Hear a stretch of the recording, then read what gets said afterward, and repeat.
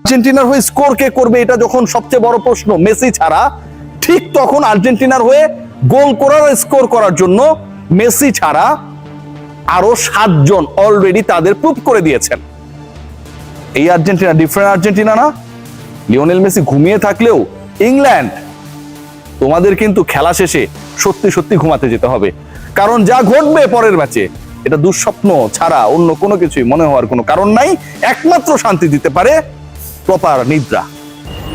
আর মাত্র 48 ঘন্টার মতো বাকি লিওনেল মেসির আর্জেন্টিনা ভার্সেস ইংল্যান্ড। ফকল্যান্ড নিয়ে যেই দুই দেশের মধ্যে যুদ্ধ চলেছিল একটা বড় সময় ধরে, 86 বিশ্বকাপকে কেন্দ্র করে ইংল্যান্ড আর আর্জেন্টিনার মধ্যে ফুটবলীয় যে বিরোধ ক্রিয়েট হয়েছিল সেটা যেন আরো নতুন করে মঞ্চায়নের অপেক্ষায় 40 বছর পরে।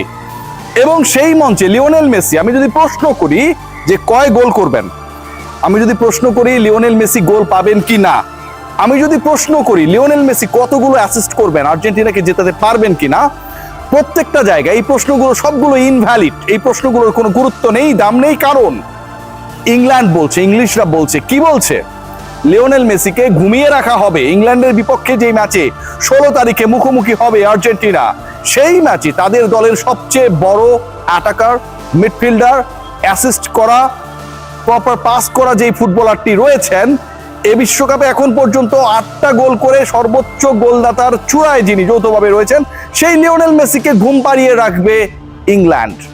ইংল্যান্ড থেকে বলা হচ্ছে, ইংলিশ গ্রেটরা এটাও বলছেন, ইংল্যান্ডের সাথে পেসে পেরে উঠবে না Argentina. So England is going to get the final spot for the upcoming final on 19th।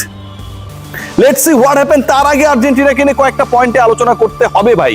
আর এই যে মেসিকে আটকে রাখা, মেসিকে ঘুম পাড়িয়ে দেওয়ার আলোচনাটা কেন আসছে, সিরিয়াসলি এটা নিয়ে একটা সিরিয়াস ডিসকাশন দরকার আছে।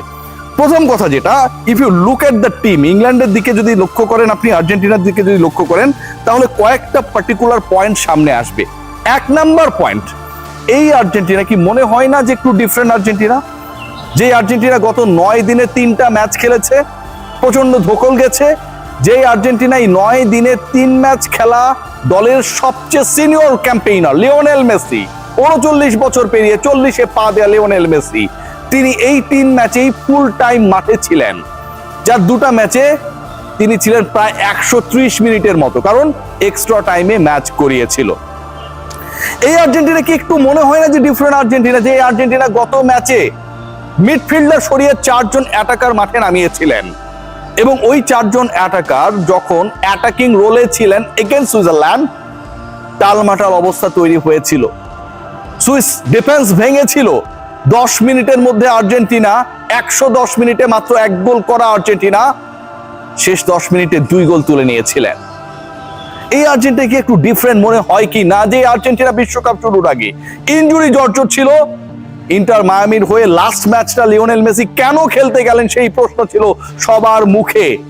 বিশ্বকাপের উদ্বোধনী ম্যাচে আলজেরিয়ার বিপক্ষে আর্জেন্টিনার হয়ে লিওনেল মেসি মাঠে নামবেন কিনা সেই বিতর্ক ছিল তুঙ্গে। বারবার স্ক্যালোনিকে সেই প্রশ্ন করা হলে তিনি বলেছেন মেসি নামবেন, শুরু থেকে খেলবেন, পুরো সময় খেলবেন।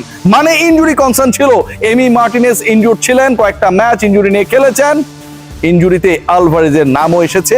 এর বাইরে আরো অনেকেই রয়েছেন, বড় তারকা না কিন্তু ওই 26 সদস্যের দলে রয়েছেন, ইনজুরি কনসার্ন ছিল। সেই আর্জেন্টিনা এখন টোটালি ইনজুরি ফ্রি, হসপিটালের বেডে পরিণত হওয়া আর্জেন্টিনার camp, end of the day is a very happier family. এই আর্জেন্টিনা, এই সুস্থ সবল ইনজুরি মুক্ত আর্জেন্টিনা, 120 মিনিট পর্যন্ত ম্যাচ টেনে নেয়া, 39 বছর মেসির পুরো সময় মাঠে থাকা আর্জেন্টিনা, এই আর্জেন্টিনা কি ভিন্ন আর্জেন্টিনা কিনা? So if this Argentina is a different Argentina then their starting campaign, then you have to pay your full respect to them. এই আর্জেন্টিনাকে ঘুমিয়ে রাখার কথা, এই আর্জেন্টিনাকে স্পিড দিয়ে কাবু করার কথা তখনই আসছে যখন ultimately England under pressure. England under pressure, yes, England under pressure. কেন আমি বলছি? আপনি যখন প্রেসারে থাকবেন তখন আপনি আপনার অপোনেন্ট নিয়ে অনেক কথা বলবেন। আমি একটু স্টেটমেন্ট গুলো নিয়ে যেতে চাই, এবং এই স্টেটমেন্ট গুলো নিয়ে আলোচনা করলে 3-4টা পয়েন্ট আসে। Number 1, what actually the statement given by Lionel Scaloni regarding English football and their attack? Scaloni বলেছেন, আমরা এখানে কোনো যুদ্ধে নামছি না, আমরা কোনো অতীত ইতিহাসকে টেনে আনতে চাই না। Very simple words, and then he finished like this, that it's another game and this game is very much important for us to win. অনেকটা এরকম ভাবেই স্ক্যালোনি বলার চেষ্টা করেছেন পেশাদার কোচ হিসেবে, যেভাবে বলা দরকার। আর্জেন্টাইন কোন গ্রেটকে দেখেছেন যে ইংল্যান্ডকে দুমড়ে দেবে, মুচড়ে দেবে, তাদেরকে বোতলবন্দি করে রাখবে, বেলিংহামরা গোল করতে পারবে না, হ্যারি কেইন যত বড় আলো জ্বালাক না কেন ইংল্যান্ডের স্বপ্নের বাতাসে সেখানটা আসলে তার কোনো কাজ আসবে না? দেখেছেন? দেখেন নাই। বাট ইংল্যান্ড থেকে বলা হচ্ছে ইভেন এই হ্যারি কেইনও এই আলোচনায় এসেছে।